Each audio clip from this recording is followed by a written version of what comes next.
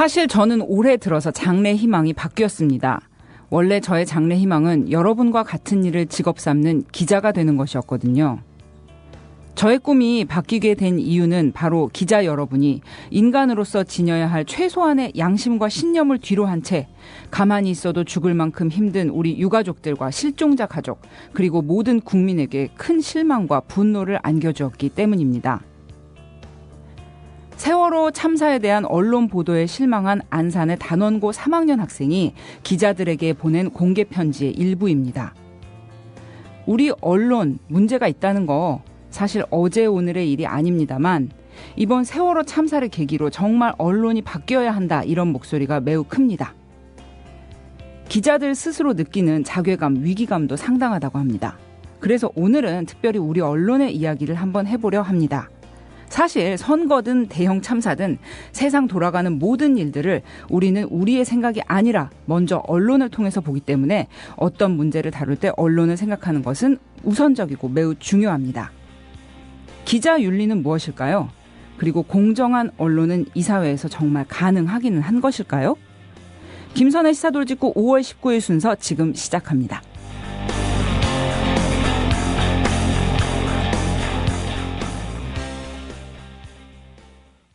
네, 지난주에 제가 우리 아름다운 성재 PD하고 아주 특별한 데이트를 하고 왔어요. 네. 오랜만에 저희가 영화 VIP 시사회라는 거 갔다 왔는데요. 멋있죠. 칸 영화제에 맞춰서 저희도 VIP 시사회 갔다 왔습니다. 5월 15일에 개봉한 영화죠. 다큐 영화 슬기로운 해법이라는 영화가 있습니다. 지금 현재 약 20개? 19개? 맞나요? 20개관? 예, 20개관에서 개봉해서 아름아름 이렇게 입소문을 타고 있는 영화인데요. 우리나라 언론, 그리고 언론을 움직이는 이 힘, 대기업에 대해서 아주 신랄하게 고발하고 있는 그런 영화입니다. 지난주에 이렇게 시사회에 딱 가봤더니 우리나라 언론계의 모든 정말 멋진 분들이 다 모이셨더라고요. 이렇게 원로 언론인들 분들 많이 보이시고 또 뭐 이제 언론 운동하시는 분들도 많이 계시고 막 성함 모르겠는데 왠지 막 저 기자님 어디서 해직되셔서 막 이렇게 으쌰으쌰 하시던 그 기자님이네 막 이런 이렇게 익숙한 얼굴들도 많이 보여서 굉장히 참 편안한 마음으로 저는 즐겁게 보고 왔는데 사실 즐겁게 분위기는 이제 저희가 좋아하는 분들 많이 뵈서 즐거웠는데 영화를 보는 마음은 처음에는 막 영화다 이랬는데 이게 굉장히 마음이 뭐 슬프다기보다는 좀 뭔가 분통이 터진다고 할까요? 막 이렇게 답답하고 점점 무거워지는 그런 마음, 뭐 생각할 거리를 가득 안고 돌아온 그런 영화를 봤습니다.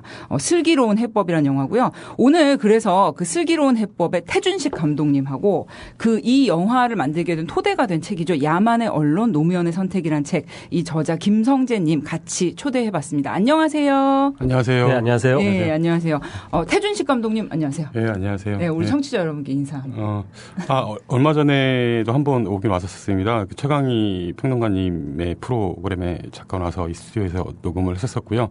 끝나고 나서 참 후회를 많이 했는데 말 좀 더 잘할 걸 말했는데 오늘은 어떨지 모르겠네요. 대체 네. 그 방송 어땠길래? 네, 이렇게 말이 좀 중간부분 뭐 이게 또 길어집니다. 예, 네. 예. 그래서요. 저희도 맨날 그래요. 녹음해놓고 나중에 팟캐스트로 들어보면서 막 이렇게 땅을 치고 후회하고 그러면 왜 이런 말을 했을까 내가. 저희도 네. 맨날 그럽니다. 네, 오늘 한번 노력 한번 해볼게요. 네, 파이팅. 그렇죠. 예. 네. 그리고 이제 이 영화의 토대가 된 책, 야만의 언론, 노무현의 선택, 저자이신 김성재님. 네. 원래 이제 기자 출신이시고, 네. 예, 네. 또 이제 또 근무를 하셨던 네. 전 정부에서 전전 정부죠 전 벌써. 정부. 네. 그렇게 세월이 오래됐어요. 네.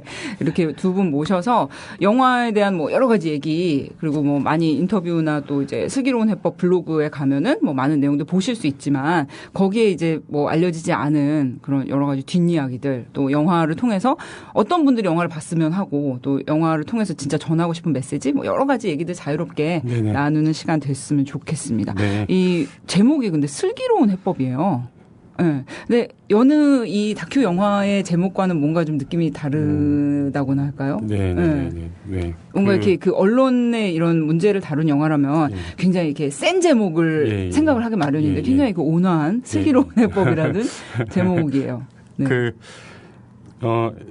원래는 이제 야만의 언론 노무현의 선택이 메인 제목이었었고요. 근데 네. 작업을 좀 진행을 하는 과정에서 자료를 좀 보면서 그 야만의 언론에서 처음 그 책에서 이제 봤던 건데요. 노무현 전 대통령님이 이제 서거하시기 전에 네. 그 조중동을 비롯한 모든 언론들이 이렇게 한마디로 이렇게 예고편 같은 어떤 그런 언론들을 막 이렇게 그 기사들을 쏟아내고 있을 때 그 대표적으로 중앙일보에서 실론이 그때 5월 초쯤에 하나가 있었습니다. 그 실론의 제목이 슬기로운 해법이었어요. 노무현 전 대통령의 어떤 이 시국에 어떻게 대응하는 게 좋을까, 슬기로운 해법이 뭘까라고 질문을 하면서 아주 그 아가의 눈물 같은 어떤 그러한 기사들을 내보냈던 적이 있었었는데요. 거기서 일단 제목의 힌트는 얻었었어요. 네. 슬기로운 해법. 해법이 좀 강조가 되어 있는 듯한 제목이긴 한데 제 입장에서는 어쨌든 그런 해법보다는 이 해법을 찾아나가기까지의 어떤 과정에서 필요한 우리의 덕목이 뭘까라는 부분들도 좀 고민을 해봤었을 때 굉장히 지혜롭고 슬기로울 필요가 있겠다라는 어떤 그런 생각이 좀 있었어요. 특히나 이 언론에 관련한 어떤 문제들을 바라본다고 했었을 때 무작정의 분노도 좀 그렇고 무작정의 고발이나 어떤 뭐 그런 표출들 그런 것도 그렇고 문제가 도대체 정확히 뭔가라는 부분을 좀 알아두는 것 이게 좀 중요하다는 생각이 들어서 또 중앙일보가 저들이 이야기한 슬기로운 해법 의 상대에 있는 우리 쪽 이 시민 권력의 어떤 슬기로운 해법이 뭘까라는 부분도 질문 던지고 싶어서 제목이 그렇게 나왔습니다. 정말 이 영화를 보시면은 뭐 보신 분들은 아시겠고 이제 보시게 되면 아시겠지만 여러 가지 챕터로 이제 나눠져서 이제 설명이 되고 있는데 이 마지막에는 정말 우리에게 질문을 던지잖아요. 슬기로운 해법은 무엇일까? 네네. 그런데 정말 그 질문을 딱 담고 이렇게 영화가 끝나면 돌아오는 그런 기분이 네네. 드실 것 같아요. 우리 김성재 작가님, 네. 제가 작가님이라고 불러도 될까요? 네, 네. 김성재 작가님께서는 네. 네. 원래 한겨레 네. 기자 생활을 오래 하셨어요. 네, 네. 예, 그러시면서 이제 경제 쪽 네. 주로 많이 이제 하시다가 네. 지금 나중에 이제 청와대 홍보수석실에서 네. 근무를 하셨죠. 네. 그리고 이제 다 하시네요. 어떻게 네. 조사 다 하셨다. 조사 처음은 나오는데요. 김성재 하면 참 나오는데요. 그런데 이제 전에 이제 쓰셨던 저작들을 보면은 이제 기업 생활에 관한 것들 네, 그런 것까지 다 조사를 하셨군요. 네, 이거 나와요. 네. 열심히 조사했습니다. 사실은 너무 쓰셨었나요? 그런 게 있었어요? 예, 이제 네. 경제부 기자 시절에 경제부를 오래 했어요. 3번을 했어요. 경제부 기자를. 그래서 그때 이제 기업 출입하고 금융 출입하고 할 때 이제 나온 책이 또 있습니다. 네네. 네. 그래서 제가 신입사원 3년 만에 제대로 미쳐라. 제가 네. 이 책 읽어봤어요. 그걸 집에 왜 있더라고요. 그걸 왜 읽어보세요, 근데? 그래가지고 보면서 반성 많이 했잖아요. 내가 회사 다닐 때 이렇게 안 해. 내가 그래서 안 됐구나. 이런 뭐 생각을 가지게 됐는데 아무튼 그런 책을 쓰시다가 네. 이제 청와대 홍보수석실 행정관으로 근무를 하시면서 이제 가장 가까이서 뭐 노무현 대통령님과 이 언론과의 관계 이거 어떻게 어그러져 가는지를 많이 이제 목격을 하시고 또 네. 그런 데서 느낀 점은 또 기자로서 밖에 필드에 계시다가 또 이제 취재를 당하는 입장에서 이렇게 양면을 다 보셨단 말이죠. 네. 그래서 이제 만드신 책으로 알고 네. 있어요. 야만의 네. 언론 노무현 선택. 네. 그런데 이 책을 이제 감독님하고 같이 이제 이 책에 대해 감독님과 같이 좀 의기투합을 해서 영화를 만들겠다고 했을 때 어떠셨어요? 이게 영화로 과연 다큐 영화로 될 것인가? 네. 네, 어떻게 의기투합을 하시게 되셨는지 궁금합니다. 그 과정이 어떻게 됐냐면요. 그러니까 그 야마만 제가 먼저 말씀드리면 야마. 예, 태준식 감독님의 바지가랭이를 잡고 제발 영화로 좀 만들어 주십시오라고 진짜요? 예 가서 제가 그 싹싹 빌지는 않았는데요. 네. 거의 비는 심정으로 가서 부탁을 드렸고요. 태 감독님이 그거를 받아주셔서 저는 얼마나 정말 고마운지 몰라요, 진짜. 지금도 마찬가지고요. 그때 그게 벌써 2년 전인가요? 이제 여름에 처음 뵀고요. 그 전에는 그 영화를 책이 2010년에 나왔으니까 그리고 1년이 지나고 나서 책 판매 추이를 보니까 책이 그리 많이 안 팔려서 책이 좀 베스트셀러에 오르긴 했어요. 사실 자랑질을 하면 교보 2위에 올랐답니다. 그러니까요. 네, 2위까지 올랐는데 그 사람들이 많이 책들을 많이 안 보시고요. 요새는 그래서 한 10,000부 정도 팔렸는데 그 와중은 좀 성이 안 차고 이걸 좀 다른 방식으로 만들어 보자 이제 생각을 하다가 만화로 만들까 뭐 영화로 만들까 어떻게 좀 다른 방법을 찾아보자 고민을 하다가 영화로 만들어 보면 어떻겠느냐. 그래서 이제 저도 영화를 굉장히 많이 굉장히 좋아하고요. 네. 그래서 다큐멘터리 영화를 많이 봤어요. 막 여기저기서 불법 다운로드도 받고 해가지고 많이 보다가 다큐멘터리 영화로 만들면 사람들한테 훨씬 더 예, 흡수가 빠르겠다. 그리고 광범위하겠다. 책보다는 책을 요즘 많이 안 사 보시니까. 그래서 고민을 하다가 2011년 겨울부터 아무것도 모르고, 뭣도 모르고, 영화를 그냥 하면 되는 줄 알고, 감히. 그래서 이제, 사제를 약간 털어서요. 그러니까 제가 영화 만드는 법을 몰라서 처음에 이제 영화판에 있는 제 대학 동기라든지 만났어요. 그래서 영화를 만들려고 하는데 어떻게 하면 되냐. 나는 그 프로세스도 모르고 어떻게 시작을 해야 될지도 모르고 테크닉도 모르고 아무것도 모른다라고 물어봤더니 그 친구가 하는 말이 다른 거 너 돈 있냐 그러더라고요. 네. 그래서 내가 돈이 어딨냐. 한겨레 기자 하면서 돈이 어디 있었겠냐. 돈 없으면 못 한다 그러더라고요. 그래서 알아서 돈은 내가 어떻게 마련할 테니까 좀 알려다오. 그랬더니 잘 찍고 시나리오 잘 만들고 해서 하면 된다. 퇴짜 받은 적도 있어요. 어떤 친구한테 이걸 좀 만들어 보려고 하는데 좀 도와주겠니? 라고 했는데, 안 된다. 못 한다. 라고 퇴짜 받은 적도 있고. 그래서, 그러다가 이제, 그래, 그러면 내가 한번 해보지. 하고서는 이제 돈을 어떻게 마련을 해서 시작을 했는데, 하다가 보니까 이제 촬영을 하고 시나리오도 대충 엉성하지만 대충 써놓고 해가지고 시작을 했는데 하다 보니까 정말 안 되더라고요. 이거는 그래서 하다가 중단을 해버렸고요. 처음에 2011년 11년 겨울부터 12년 봄까지요. 한 이쯤 됐겠네요. 5월쯤에 한번 엎어버렸어요. 그래서 촬영하던 팀 다 해산해버리고. 그때도 촬영은 좀 하고 촬영했었어요. 예, 그래서 돈만 까먹고 해산시켜버렸어요. 그래서 이제는 어떻게 해야 되나 이제 고민을 또 하다가 그 돈은 일단 좀 까먹고 그래서 돈이 더 필요하다 해서 그 소셜 펀딩을 좀 했고요. 그래서 한 700명 정도 시민들께 후원금을 받았고요. 후원금을 이제 3,400만 원을 받았습니다. 그래서 그것도 되게 고생을 좀 했는데 쉬운 일이 아니더라고요. 그렇죠. 국민 TV는 적어서 대단한 것 같아요. 이렇게 많은 분들이 이렇게 주머니를 열어서 후원금을 내시고 그랬는데 한 700명 정도 분들이 이제 돈을 내주셨어요. 그래서 3,400만 원을 가지고 이제 어떤 분에게 이 영화를 부탁을 드릴까 이제 수소문을 하고 하다가 지금 이 영화 배급사죠. 시네마달 김일권 대표님을 만났고요. 소개를 받아서 만났고 그분께 이제 말씀을 드리고 해서 태 감독님을 소개를 받았고 그래서 태 감독님한테 이런 영화를 만들려고 하는데 좀 도와달라라고 말씀을 드렸고 이제 제가 알기로는 태 감독님은 잘 모르겠는데 김일권 대표 그 시네마 달에서는 좀 고민을 하셨던 걸로 제가 알고 있어요. 그러니까 이 영화가 조중동을 다루고 있고 또 노무현 대통령을 다루고 있고 하다는 점에서 되게 민감할 수 있다. 그런 점 때문에 약간 고민을 하셨던 것 같은데, 그래도 어쨌든 결과적으로 한번 해보자라고 하셔가지고, 시작이 됐고요. 그래서 저는 너무너무 고맙습니다. 네. 일단 이렇게 훌륭한 영화로 나오게 된 것 자체가 네, 너무 그러니까요. 기쁘신 것 같아요. 네. 네. 아니, 정말 잘 봤어요. 네. 어떤 생각이 드냐.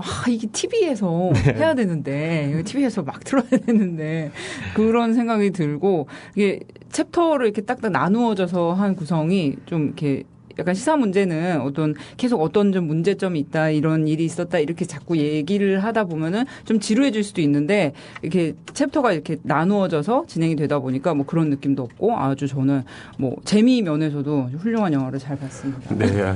제가 태 감독님이랑 김일권 시네마달 대표를 꼬실 때, 이제 뭘 가지고 제일 말씀을 많이 드렸냐면은, 우리나라에 언론을 다룬 영화가 하나도 없다. 이거 처음이다. 정말 그런가요? 네, 태감독님 없죠. 네네, 없습니다. 예, 그래서 이거는 꼭 해야 된다. 이제 막 그렇게 이제 꼬셨어요. 이게 정말 국내 처음입니다. 언론 문제를 다룬 최초의 영화인 거죠, 그러니까. 그걸로 많이 좀 이렇게 마케팅 하셔야 되겠네요. 네. 조중동과 삼성과 이런 거 다 고발하는 최초의 영화. 네, 그렇습니다. 여기 영화 만드시면서 지금도 지금 김성재 작가님께서 이제 첫 촬영 진행하다가 한번 엎어진 얘기까지 해주셨는데, 이제 태 감독님 만드시다가, 그러니까 이 책이잖아요. 한 권의 책을 이제 영화로 옮겨서 이제 다시 구성을 하고 또 여러분들 실제 증언도 받아야 되고 여러 가지 참 준비하실 것들이 많았을 것 같은데, 이렇게 영화 만드시면서 슬기로운 해법 가장 어려웠던 점, 가장 힘들었던 부분이 어떤 것이 있었을까요? 아니요, 이렇게 크게 어렵거나 그렇지는 않았습니다. 많은 분들이 좀 도와주셨고요. 김성재 부장님이 마침 방금 말씀하셨듯이 많은 후원인 분들이 어떻게 보면 이 영화를 가능하게끔 해주셨고요. 저는 연출자의 입장에서 어떻게 보면 작품을 보시면 아시긴 하겠지만 어떻게 보면 굉장히 단순한 아주 뻔한 이야기일 수도 있는 거를 그러니까 저의 맥락 속에서 이어붙인 거거든요. 그렇기 때문에 작품을 만들면서 그닥 이렇게 크게 어려웠던 점 그런 건 없었었고요. 다만 이제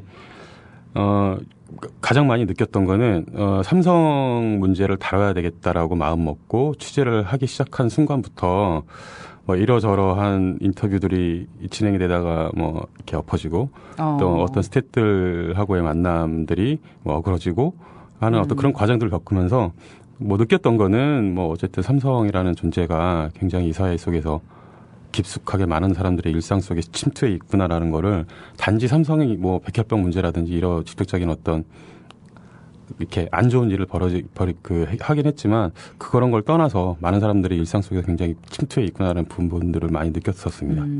정말 영화를 만드시면서 그 힘을 이 언론을 움직이는 대기업의 힘을 체험을 하신 거네요. 네네네. 네. 그 영화 보면은 다양한 뭐 전현직 언론계 이제 종사자분들, 원로분들 이런 분들 많이 출연하셔서 말씀을 해주세요. 딱 뭐 이제 우리 지금 보이는 라디오 하면 이런 것도 보여드릴 수 있는데 영화 이제 팜플렛에 보면은 뭐 이제 정현주 전 KBS 사장님, 뭐 홍세화 말과활 발행인님, 그 주진우 기자님 이렇게 여러분들 뭐 이분들 외에도 정말 많은 분들 뭐 프레시안 편집장님도 나오시고 많이 나오시는데 이런 분들 이렇게 증언을 받으면서 좀 어려웠던 점이 있었는지 이런 것들을 증언과 이런 사건들을 얼기설기 구성하는데 굉장히 많이 좀 뭐 노력을 하셨을 것 같아요. 저는 오히려 굉장히 좋은 기회였어요. 오히려 이렇게 사회적으로 많은 활동을 해오셨던 분들 그리고 그 결과를 좀 구체적으로 내오셨던 분들하고 직접 제가 만나서 그분들의 이야기를 들을 때도 있고요. 또는 살짝 뭐 논쟁을 할 때도 있고 궁금한 거 뭐 그 작품과 관련되어 있지 않은 어떤 다른 이야기도 물어봤었을 때 뭐 그런 부분들이 저한테는 제 경험상 이게 어떻게 보면 다큐멘터리를 하는 사람의 좀 특권이라고 해야 되나요? 그런 부분들이 좀 있어요. 근데 이 작업하면서 그런 부분을 많이 느꼈습니다. 그래서 오히려 이제 죄송스러운 거는 오히려 굉장히 좋은 말씀 그리고 굉장히 소중한 말씀 많이 해주셨는데 어찌됐든지 간에 정해진 시간 안에 말을 좀 잘라서 넣어야 되는 부분들이 있기 때문에 그런 게 좀 죄송스럽고 사실 그분들 하신 말씀들이 더 좋은 말씀들이 굉장히 많이 이제 녹취되어져서 풀어져 있는데 이런 분들이 좀 아깝더라 뭐 이제 그런 느낌도 좀 있긴 있습니다. 그 이제 막 정현주 사장님이 그 의자에 앉아서 이렇게 말씀하시는데 뭐 이렇게 저기 막 화면 바깥의 음성으로 막 뭐 그래서 어떻게 하셨어요? 뭐 이렇게 물어본 음성 감독님이세요? 제 목소리도 있고요. 작가님 목소리도 있고요. 뭐 그렇습니다. 그러면 작가님하고 감독님하고 같이 이제 그분들 만나시면서 그렇죠. 실시간으로 막 여쭤본 느낌.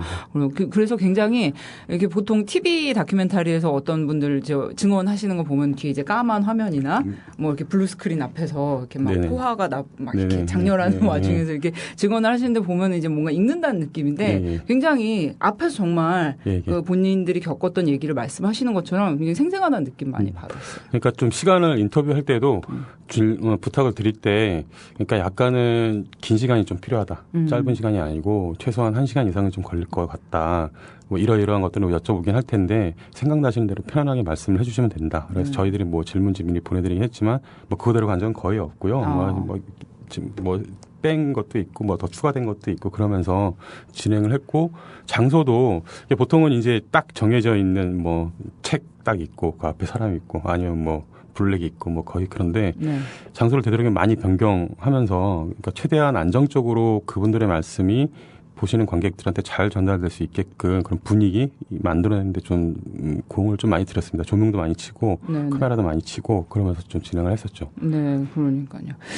시사회에 갔더니 정말 여러 분들이 많이 이제 오셨고 어떻게 보면은 이런 언론계가 정말 어렵잖아요. 우리 언론이 이제 어렵고 이제 정말 2000년대에 회직 기자가 나올지 세상에 누가 알았겠습니까? 그런데 이명박 정권 때 정말 이제 정말 놀랍게도 해직 기자가 나왔고 정말 5년째, 6년째 지금 뭐 길에서 투쟁하고 계시는 분들도 계시고 그런데 그런 분들이 정말 한 자리에 모인 어떤 회합 같은 느낌의 그런 시사회였어요. 이렇게 줄 쫙 서서 들어가시는데 다 아는 분이야. 막 뭐 인사 나눴던 분들도 있고 막 TV에서 뵌 분 막 이런 분들도 많이 계셨는데 그 VIP 시사회 하고 이제 언론에 나온 다음에 반응들 지금 어떻게 뭐 나타나고 있나요? 뭐 실장님 자랑. 잠깐 이 뭐 아까 시점에서. 잠깐 말씀하셨을 그뭐 어르신들의 어떤 반응은 저는 끝나고 나서 거기 온 이제 후배들이 몇 명 있었는데 기자 후배도 있었고요. 근데 마침 그날 기자 후배 하나가 여자친구를 데리고 왔더라고요. 네. 그 기자 후배가 여자친구가 자주 바뀌는 친구예요. 아. 그날도 새로운 여자친구를 데리고 왔는데. 뭐지 엉뚱한 데서 개그 포인트가. 근데 저한테 얘기를 하더라고요. 그 다음날 문자가 왔어요. 그 여자친구는 정치와 언론에 대해서 전혀 관심이 없는 친구인데 데리고 왔다. 그래서 보여줬다. 근데 그 여자친구가 재밌더라라고 얘기를 했다는 거예요. 그래서 저는 얼마나 반가운지 모르고요. 그러니까 그날 특별시사회 때는 이제 언론에 대해서 관심이 많으신 분들이 오셨던 것 같고, 근데 그 중에서도 이제 관심이 없는 이런 분들이 보시기에도 재밌다라는 반응이 나온 것에 대해서 저는 굉장히 반갑다라는 거고요. 그리고 네, 원로 언론인 선배들과 그 시사회 이후에 이제 한잔 했습니다. 한잔 하면서 이제, 사실 태 감독님 그때 같이 계셨어야 되는데, 굉장히 의미가 있다. 이런 영화를 만들어낸 게 굉장히 의미가 있다라는 이제 칭찬과 격려가 굉장히 많았습니다. 태 감독님. 네. 걱정 안 하셔도 지금 되고요. 이 자리에서 진실을 전달 못 해드렸는데, 이제 아까 말씀하신 것처럼 제목이 이제 야만의 언론 이렇게 지금 말씀하신 것처럼 좀 세게 나가지 왜 이렇게 슬기로운 해법 너무 부드럽지 않느냐 뭐 이런 말씀도 있었는데 그래서 제가 설명을 했어요. 지금 태 감독님이 아까 말씀하신 것처럼 이게 어떻게 나온 건 보셨으니까 아시겠지만 그래서 저는 오히려 처음에는 사실 저도 약간 제목에 불만이 있었죠. 그랬는데 이제 나중에 영화가 다 제작이 되고 완성이 되고 영화를 보니까 이 제목도 뭔가 그러니까 와 닿는 부분이 분명히 있고요. 그리고 그러니까 이 문제 언론의 문제에 그렇게 고민을 하지 않는 분들한테 야만의 언론 너무 이렇게 자극적으로 가는 것보다 뭔가 이게 뭐지? 이게 무슨 이 언론에 관한 영화인데 왜 슬기로운 해법이라는 제목이 붙었지?라는 호기심과 궁금증 같은 걸 불러일으키고 오히려 그분들한테 조금 더 너무 레디컬하지 않게 다가갈 수 있는 제목이다. 뭐 그런 면에서 나중에 생각해보니까 또 괜찮은 것 같아요. 네. 그 원로 언론인들 얘기는 이제 그 제목, 그래서 제가 이런 설명을 했고요. 영화도 재밌었다. 말씀을 많이 해주시고요. 네. 이런저런 뭐, 원로 언론인들이 많이 하는 잔소리들은 다 일일이 소개하지 않겠습니다. 네. 잔소리가 많으신 분들이라서 나이 드신 분들이. 그쪽에 계신 분들이 또 이렇게 말씀 많으시죠. 네. 그러니까 이게 이 언론인인데다 거기 방송계에 계셨던 분도 계시고 그래서 기자 출신들이 원래 이렇게 잔소리가 많잖아요. 네, 그렇죠. 다 일일이 뭐 신경 안 써. 저도 신경 안 씁니다. 항상 모든 현상을 본인이 취재한다는 식으로 생각을 하셔가지고. 네. 근데 정말 이렇게 영화를 보면서 다큐 영화 특유의 약간 그 거친 느낌? 이런 것보다는 굉장히 막 이렇게 언론의 현실 뭐 KBS 뭐 정현주 사장님 나올 때 같은 경우 또는 뭐 김수영 교수님 나올 때는 뭐 카페 통유리창 앞에서 김수영 교수님이 막 이렇게 굉장히 편하게 야 그때는 그랬어 뭐 힘들었어 나한테 뭐 기자가 전화를 하더니 나를 뭐 빈민운동가 뭐 이렇게 하더라고 뭐 이러면서 편하게 말씀하시는데 그런 것들이 어떤 다큐 영화의 다큐멘터리 형식보다는 그냥 저분들이 어떤 영화에 출연진 배우 같은 느낌? 네, 그런 거 굉장히 많이 받았어요. 그래서 그런 쪽으로 많이 좀 호평이 있는 것 같아요. 굉장히 이렇게 매끄럽게 잘 만들었다. 네. 그런데 이제 영화 내용으로 조금 들어가서 제 영화 보면서 궁금했던 점 좀 여쭤볼게요. 그 삼성에서 그 이건희 회장 전용 신문 스크랩했던 여자분 인터뷰를 했어요. 그런데 그분은 이제 비밀 유지 서약을 하고 어떻게 보면 거기서 이제 하는 일에 대해서 전혀 밖에 나가서 얘기하지 마라 이런 약속을 하신 분인데 얼굴 다 내놓고 말씀하셨단 말이죠. 그런 분은 어떻게 좀 섭외를 하셨는지 나중에 문제 없었나요? 아니요. 좀 고민이 있었고요. 이거를 내놓을까 말까에 대한 고민이 좀 있었고 거기 출연했던 분도 약간 고민이 좀 있었던 걸로 알고 있어요. 근데 사실 굉장히 무슨 숨겨야 할 어떤 그런 내용을 가지고 이렇게 드러낸 것도 아니고요. 그러니까 그분 본인이 이야기가 이게 무슨 급비 사항도 아니고 자기는 상관없다라고 그렇죠. 생각해서 회장님이 신문을 좀 많이 번거롭게 보시는 것뿐인데 그 정도 수준인 것 뿐이기 때문에 굳이 어려워하거나 그러진 않았고요. 이제 그분도 이러저러하게 어쩔 수 없이 그 스크랩을 먹고 살기 위한 그런 과정이었기 때문에 이 부분이 이야기하는 데에는 좀 이렇게 나중에 개봉을 하기 전에 살짝 고민이 좀 있었던 걸로 알고는 있는데 뭐 내놓지 말아라든지 뭐 그런 이야기는 없었습니다. 아직 뭐 삼성에서 어떤 코멘트가 온다거나 뭐 그런 건 없었나요? 많이 바쁘시겠죠 요새 삼성 분들이. 예. 그렇죠. 예. 근데 코멘트 오면은 좀 약간 영화를 알리는 데 도움이 되지 않을까 하는 생각 잠시 해봤습니다. 예, 뭐 그럴 수는 있겠죠. 네네. 연락 주시고요. 예.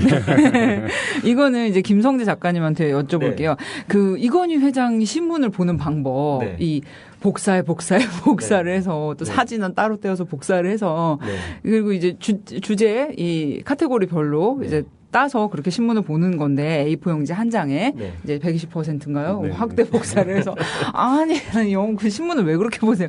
그 이건희 회장이 신문을 그렇게 보는 거에 대한 어떤 우리가 해석을 할 수 있을까요? 어떤 의미가 있어요? 그분이 어떻게 언론 뭐 신문을 바라보고 있다. 근데 저도 그 장면을 보고요. 되게 재밌고 깜짝 놀랐어요. 저 몰랐어요. 그러니까 그 기업 홍보실에서 특히 삼성 같은 큰 기업에서 지금 뭐 아직도 이제 구조조정본부 같은 거 있죠. 그 비서실인데 거기서 신문 스크랩을 다 뭐 올리겠지라고는 생각을 했는데 그렇게까지 하는 줄 몰랐거든요. 그리고 이건희 회장이 신문을 또 그렇게 좋아하는지는 좀 몰랐어요. 그러니까요. 뉴스 방송 보시는 줄 알았는데. 예를 들어서 뭐 이런 게 있습니다. 그 장차관들이 이제 정부 부처에도 다 그런 작업을 하거든요. 홍보실 공보 담당 직원들이 이제 뭐 그 여직원들이라든지 알바 직원들이라든지 새로 들어온 직원들이 그런 작업을 하고 복사를 하고 그런데 삼성처럼 그렇게 뭐 몇 프로까지 확대해서 그걸 또 지우고 화이트로 지우고 또 하고 그 정도는 아니에요. 근데 이제 밑에서 난리를 치는 거겠죠. 그 직원들이 하나라도 문제가 없게 이제 스크랩을 만들어서 올리는 작업을 이제 한 것 같은데 근데 그렇게 막 꼼꼼하게 작업을 하고 그리고 한 것도 전 몰랐고 그리고 이건희 회장이 신문을 그렇게 좋아해서 즐겨 보는지도 몰랐고요. 굉장히 신선했어요. 그 장면들은.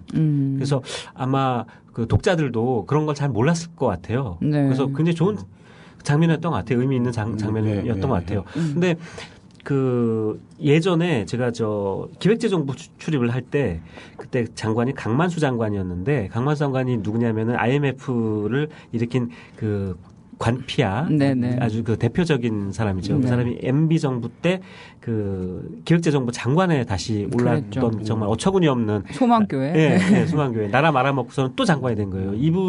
그분도 관운으로는 정말 특출나신 분이죠. 네, 얼굴 보면 관운 이렇게 생겼어요. 근데 그분이 그 신문을 뭘 보는지 제가 그 공보 담당하는 쪽에 아주 잘 아는 분이 있어가지고 한번 얘기를 들었는데, 그러니까 이런 식이에요. 그러니까 스크랩도 이제 다 하는데 그 스크랩 하는 신문과 그리고 책상 위에 아침에 올려놓는 신문이 조중동, 한경, 매경 외에는 안 봅니다. 그 장관님이. 기획재정부 장관님이 다른 신문 안 봐요.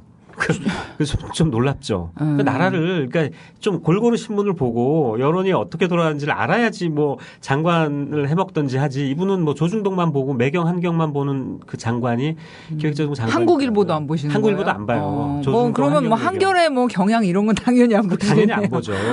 네. 그럼 딱 세상을 보시는 그 강만수 장관의 세상을 보는 이 시각의 창은 딱 조중동 그리고 경제지 두 개. 그런 거예요. 이걸로 딱 고정이 돼 있는 거죠. 근데 아마 그 삼성 이건희 회장은 그렇지는 않은 것 같아요. 그러니까 거의 모든 신문을 그러니까 관련된 신문을 다 스크랩을 해서 그렇게 보는 것 같은데 뭐 한겨레라든지 뭐 경향이라든지 삼성에게 굉장히 부정적인 기사들을 많이 쓰잖아요. 그런 것들도 아마 보긴 보는 것 같아요. 그런데 아마 그 스크랩하는 과정에서 좀 걸러내는 거죠, 한마디로. 네, 그러니까. 그 밑에서 걸러서 올리는 거죠. 그죠. 그게 이제 회장님 심기경호 차원에서 그러니까. 약간 뭐 삼성 갤럭시 까는 기사 있으면 이제 적당히 이제 걸러내고 한번 혼났다고 그분이 그러시더라고요. 뭐 핸드폰 관련해서 좀 까는 기사 올렸더니 이거 빼라고. 그러니까 뭐 거기 실리진 않았는데 김영철 변호사 기사가 한겨레 신문에 한번 허걱 실렸었었는데 삼성의 볼드모트. 그분 한겨레 주말 토요판인가 아마 2012년도에 굉장히 크게 한번 실린 적이 있었어요. 기억납니다. 굉장히 전면으로 크게 인터뷰 실린 적이 있어요. 이거를 과연 스크랩을 할까 말까 그 인터뷰 하셨던 그분이 고민을 굉장히 많이 했었대요. 시킬까 말까 했는데 넣긴 넣었다고 하더라고요. 그리고 제일 밑에 장에 제일 뒤에 잘 안 볼 수도 있는 이게 넘기다가 그냥 힘들면 안 볼 수도 있는 제 뒤에장에다가 살짝 넣었는데 뭐 이건희 회장이 반응을 보이지 않을까 했는데 그때는 뭐 반응은 없었다고 얘기를 하더라고요. 그 넘기시다가 사모님이 식사하세요. 그래서 알았어. 이러고 덮고 가셨나. 그렇게 생각이. 근데 그런 경우에는 밑에서 그 삼성이 부정적인 기사를 올리면 그 이건희 회장이 그걸 보고 아마 박살을 내겠죠. 왜 기사를 막지 못했느냐. 저런 그 부정적인 기사를 쓰는 언론사에 왜 광고를 주느냐 라면서 박살을 냈겠죠. 그러니까 밑에서도 알아서 그 깨지잖아요. 그렇게 욕먹고 이건희 회장한테 저 욕먹고 그러면은 이제 자기 승진이라든지 이런 데 이제 불리할 수 있으니까 아마 알아서 이렇게 걸러내는 작업을 아마 틀림없이 했을 거예요. 그럴 가능성이 크겠네요. 네. 근데 그 참 번거롭단 말이죠. 역시 그 삼성다움이란 그런 것인지 그 확대 복사와 재복사 또 사진 따로 복사. 참 저는 뭐 이렇게 신문을 보신다는 것 자체도 놀라웠지만 그 과정 자체가 아니 왜 저렇게 번거롭게 해야 하나. 그냥 오려서 드리면 안 되나. 그냥 뭐 갤럭시 탭으로 보셔도 될 것 같아요. 제 말씀이 말입니다. 요즘 PDF 얼마나 잘 나오는데요. 아무튼 갤럭시 탭으로 보시기를 좀 권장을 드리겠고요. 회장님께는. 아무튼 삼성은 또 이제 광고를 빌미로 이제 언론을 통제하고 뭐 한겨레 같은 경우는 아예 광고 네네. 주지 않고 이런 부분도 그러니까 아름아름 짐작은 하고 있었고 뭐 대충 이제 알고는 있었지만 그렇게 영화로 딱 정확하게 수치로 보여주는 그래프로 이렇게 쭉 가다가 딱 떨어지는 순간 그리고 그 시점에 어떠한 일이 이 삼성과 관련해서 있었는지 이렇게 이제 딱 시각적으로 보여주시니까 굉장히 더 와닿았던 것 같아요. 네. 그런데 이제 삼성 측에서 정말 이게 굉장히 세게 하셨는데 정말 반응 없었나요? 예, 없었습니다. 없었고요. 지금 아까 뭐 잠깐 말씀드리긴 했지만 회장님께서 많이 좀 힘드시기 때문에 아마 그 쾌유를 바라는 마음으로 사회적인 무리를 일으키지 않기 위해서 아마 가만히 계시는 걸로 그렇게 짐작을 하고 있고요. 예, 쾌유를 빕니다. 네, 쾌유를 빕니다. 진짜 이거는 정말 아마 저 수뇌부에서 그 얘기했을 거예요. 가만히 있으라. 가만히 있으라. Stay calm. 가만히 있으라. 사람들한테 얘기한 것 같아요. 네, 참 이 삼성 얘기도 아마 영화 보시면은 제가 이제 영화를 볼 때 많은 분들이 옆에 앉아 계셨는데 영화 보시다가 이렇게 살짝 뭐 딴짓하고 그러시는 분들이 굉장히 이렇게 빵 터졌던 부분이 바로 그 삼성의 회장님의 신문 보는 법. 네, 그 부분에서 사람들이 이러고 있다가 뭐야 저게 막 이런 약간 탄식 소리들이 좀 나왔었어요. 그러니까 영화 보시게 되시면은 그 부분 좀 집중해서 보시고 그런 식으로 회장님이 신문을 본다는 게 어떤 의미가 있을지 우리 같이 한번 생각을 해봤으면 좋겠어요. 네. 근데 과거 권위주의 정권에서 참 이제 기자들이 이제 기자 윤리라는 걸 생각을 할 때 권위주의 정권에서는 기자들이 어떤 강압에 의해서 뭐 너 이렇게 안 쓰면 혼나 뭐 아니면 뭐 이렇게 해고를 당할 수도 있어 이런 위협 또는 뭐 더 옛날에는 어딘가로 끌려가서 정말 이렇게 신체적인 위해를 당하기도 했기 때문에 그런 두려움 때문에 뭐 권력에 굴종하고 뭐 이렇게 입맛에 맞게 쓰고 그랬지만 글쎄요 지금의 기자분들을 보면은 딱히 그렇다기보다는 좀 이렇게 알아서 열심히 뛰시는 그런 경향이 좀 커요. 실제로 좀 어떻게 느끼세요? 이렇게 취재하시면서 우리 김 작가님하고 우리 감독님하고 느끼시기에는 아니 뭐 물론 삼성으로부터 관리를 받고 싶어하는 오히려 그런 기자분들도 계시고요. 그리고 근데 그 외에 정말 저는 이제 YTN 작품 속에서는 그 조승호 해직 기자님을 이제 등장시키긴 했지만 어쨌든 이 문제와 관련해서 굉장히 고민이 많으시고 그래서 어떻게 바꿀 것인가 부분과 관련해서 특히나 여기에 뭐 노정면 앵커도 계시긴 하지만 해직 노동자로서 그냥 이렇게 가만히 그냥 복직 투쟁만 하는 것이 아니라 정말 삐뚤어진 언론을 제자리로 만들어내기 위한 어떤 하나의 예로서 열심히 좀 이렇게 활동을 하시는 분들도 많이 계시는 것 같고요. 저는 오히려 그냥 그 관리받기 위해 노력하는 어떤 기자들은 옛날에도 많이 있었었고요. 예, 뭐 지금도 뭐 여전히 그런 분들은 또 지금도 여전히 있을 거라는 생각이 듭니다. 근데 다른 분들이 더 많다라는 걸 말씀을 꼭 드리고 싶어요. 네. 어떠세요? 우리 작가님 생각하시기에는? 지금 얘기하신 관리받고 싶어 하는 기자들 아주 많습니다. 예나 지금이나 많고요. 아니, 오히려 요즘에 더 많은 것 같아요. 예전에는 진짜 목숨이 위태롭다든지 끌려가신다고 얘기하셨잖아요. 목숨이 위태롭다든지 이제 생계가 끊어지죠. 해직당하면 생계가 끊어지니까. 그래서 80년대 그 전두환 시절에 그 통폐합하면서 엄청난 기자들이 해직당했고 그 전에 박정희 시절에도 동아투위, 조선투위 막 해직당하고 그랬죠. 끌려가서 돌아오지 못하거나 정말 그 불구 장애인이 돼서 돌아오신 그 선배들도 그렇죠. 많이 있고. 네. 근데 그때는 뭔가 그런 문제, 그러니까 이건 언론의 길이 아니다라고 생각하는 거에 대해서 기자들이 지사의 정신을 잃지 않고 지사의 정신. 예, 저항하고 이제 뭐 했던 게 많은 것 같은데 요즘은 덜한 것 같아요. 그러니까 이 어떤 문제의식이 있어도 거기에 대해서 적극적으로 저항하지 않거나, 그러니까 대표적인 게, 그러니까 현장에서요, 뭐 이런 일들이 많이 있죠. 그러니까, 자기는 기사를 이렇게 썼는데 신문에 안 나오는 거예요. 네. 아니면 기사가 고쳐져서 나가는 거에 대해서 기자들이 적극적으로 저항하지 않습니다. 요즘에는요. 데스크에서 뭐 네. 제목이나 기사 방향을 네. 틀어서 나가는 거. 저는 엉뚱한 기사가 나고 또는 기사가 아예 안 나가는 경우도 있고, 그러니까 그런 얼마 전에도 그런 얘기 들었어요. 뭐 경제지인데 자기가 열심히 기사를 써서 삼성을 조지는 기사를 썼는데 네. 그 일면 톱에 저녁 때 가판에 나왔어요. 근데 그 다음날 아침에 보니까 기사가 없어진 거예요. 그러니까 이런 식으로 빼버리는 거죠. 그러니까 그 광고하고 엿바꿔 먹는다라고 보통 기자들이 얘기하는데 그럼 엿바꿔 먹는 삼성에서 거예요. 이제 가판을 보고 네. 이제 뭔가 들어왔겠죠. 네, 작업이. 들어와서 기사 빼라. 광고 하나 더 줄게. 하면 기사 드러내고 거기 다른 기사 써놓고 그냥 광고 하나 더 받는 거죠. 이런 일이 벌어지는 데 대해서 기자들이 그렇게 적극적으로 저항하거나 항의하거나 하지 않는 게 굉장히 많고요. 특히나 조중동 기자들은 뭐 다라고 저는 얘기하지 않겠는데 관리를 굉장히 심하게 받는데요. 관리를 받는 거에 대해서 그렇게 저항하지 않아요. 그러니까 조선일보 기자들 중에 뭐 이런 얘기들을 많이 합니다. 연말이 되면 보너스를 다 주는데요. 막 뭉칫돈을 줘요. 현금으로 통장에 넣어주는데 그 일부 기자들은 그 사장실에서 전화가 온다고 해요. 전화가 오면은 이제 전화 받는 기자들은 소수가 있죠. 그 기자들은 사장실에 불려가서 사장한테 특별히 봉투를 건네받는다. 걔네들은 조선일보에서 키워주는 기자들인 거예요. 그 연말에 그 전화를 받기 위해서 노력하는 기자들이 있는 거죠. 1년 동안 열심히 네. 하면은 네, 사주와 연말에 사장과 불러주신다는. 데스크의 입맛에 맞는 기사를 열심히 써서 연말에 그냥 보너스를 받는 게 아니라 사장실에 가서 직접 봉투를 받고 싶어하는 기자들이 있습니다. 이게 뭐 그 사람들 저는 기자라고 기자인가요? 전혀 생각하지 그런 분들이? 않고요. 네, 그냥 그러니까 회사원? 예, 그러니까 네. 저 보험이나 뭐 은행에서 이렇게 많이 팔아가지고 네, 연말에 실적 올리면. 실적 올리면은 왜 보험왕 이런 거 있잖아요. 네. 보험왕. 영업 사원인 거죠.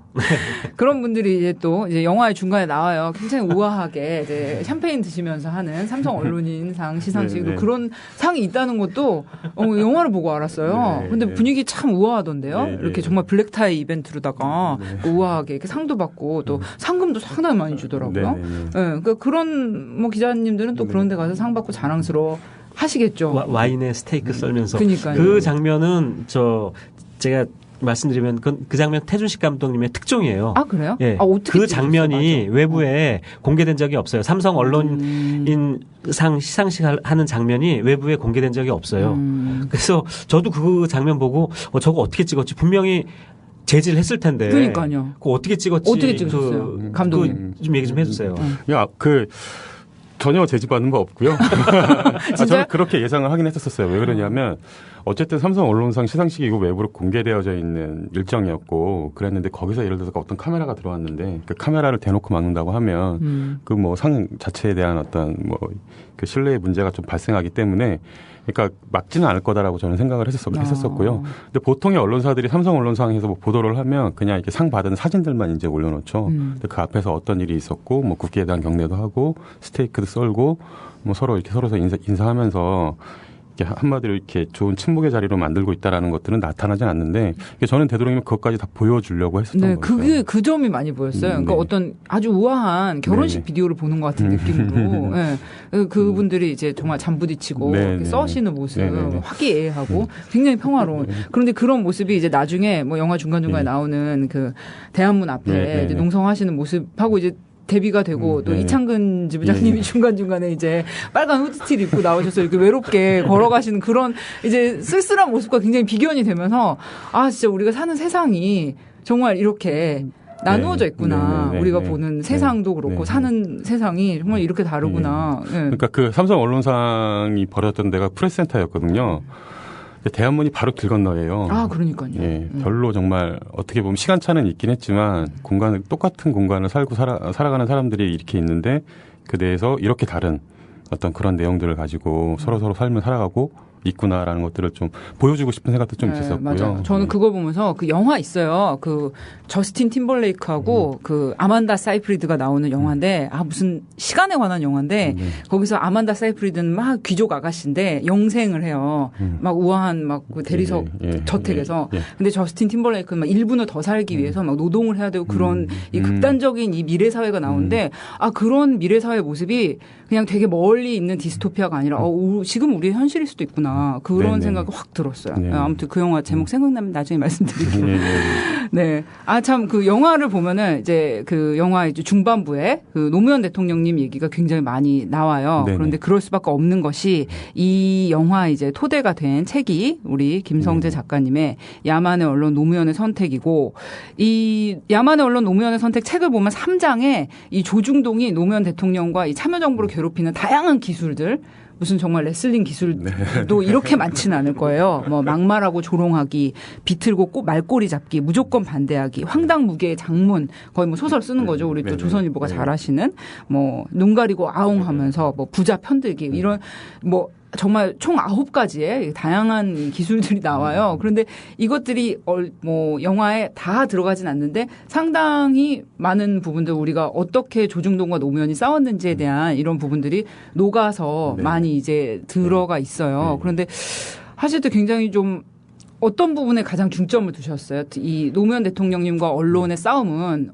굉장히 이 영화의 뼈대가 되면서 좀 방대한데 어떤 부분을 딱 추려서 영화로 만들겠다?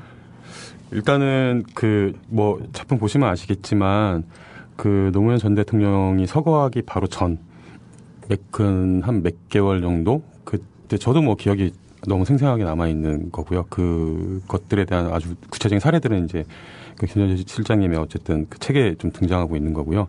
그 부분을 좀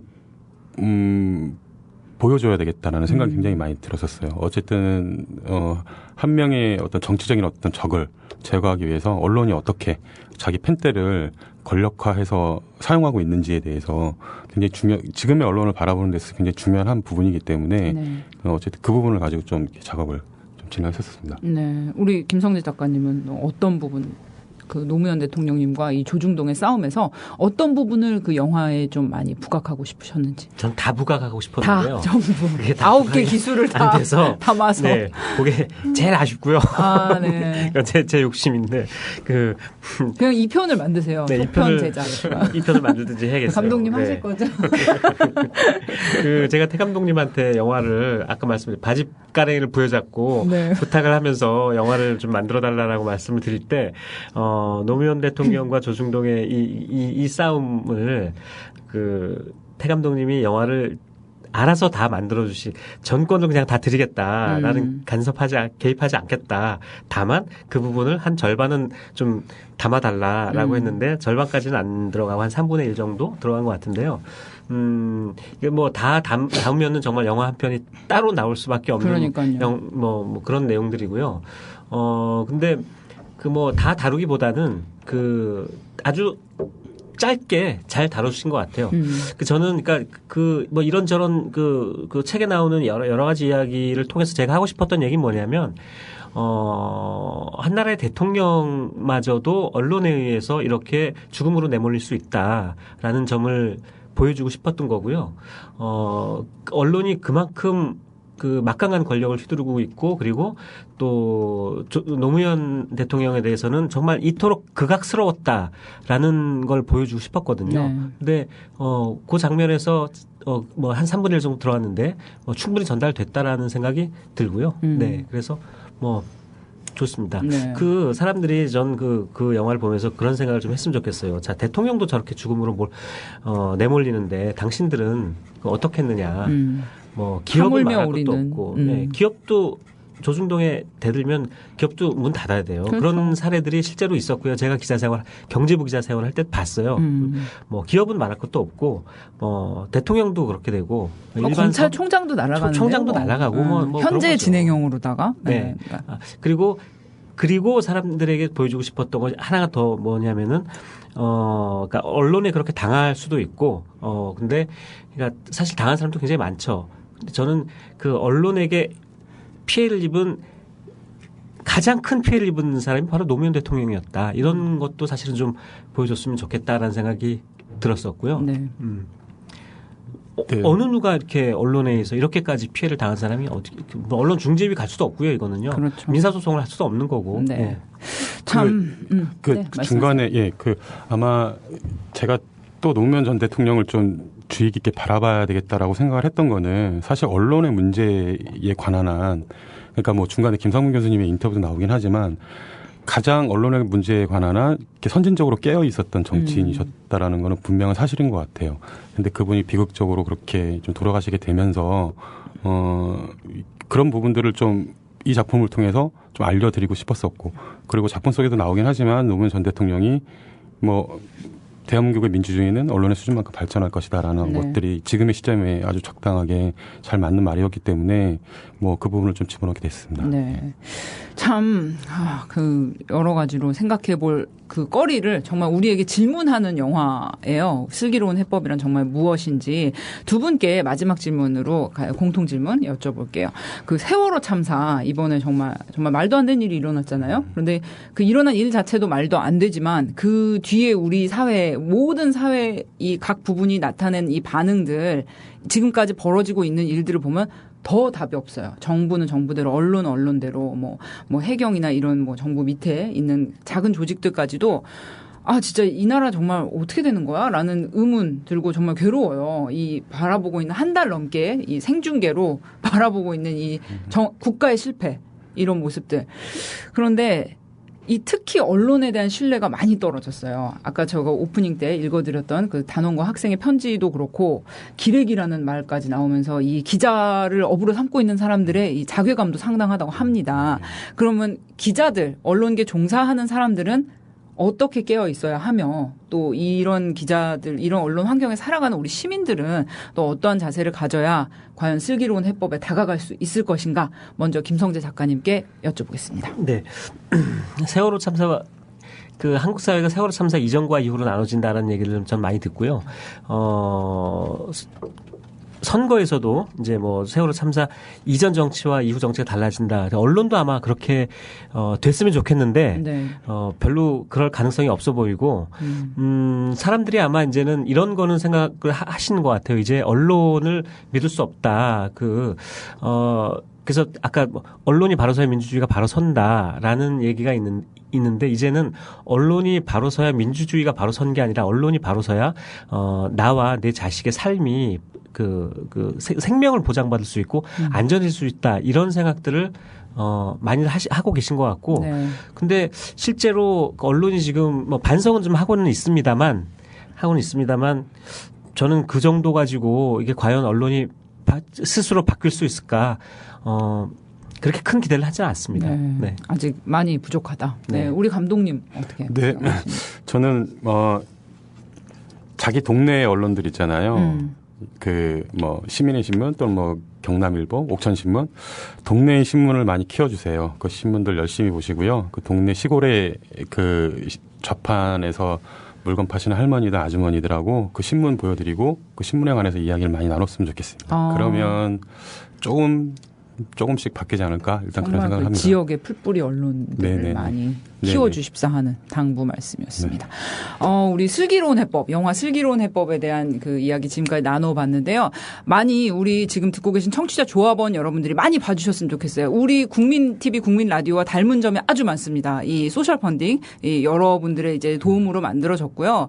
정말 어렵게 정말 세상에 태어난 영화니까 우리 조합원들이 많이 직접 가서 티켓 딱 사서 인증샷도 딱 찍어서 트위터에 올리시고 그렇게 해서 많이 보시고 또 친구분들께 소문도 많이 내주셨으면 좋겠습니다. 그리고 영화를 보고 나왔는데 좀 부족해. 난 더 궁금한 점이 있어. 이렇다면은 우리 김성재 작가님의 야만의 언론 노무현의 선택을 보시면서 복습을 하시면은 완벽하게 우리 언론 문제에 대해서 딱 개념 장착되실 줄로 믿습니다. 오늘 출연해주신 김성재 작가님 그리고 우리 태준식 감독님 너무 감사합니다. 감사합니다. 네, 고맙습니다.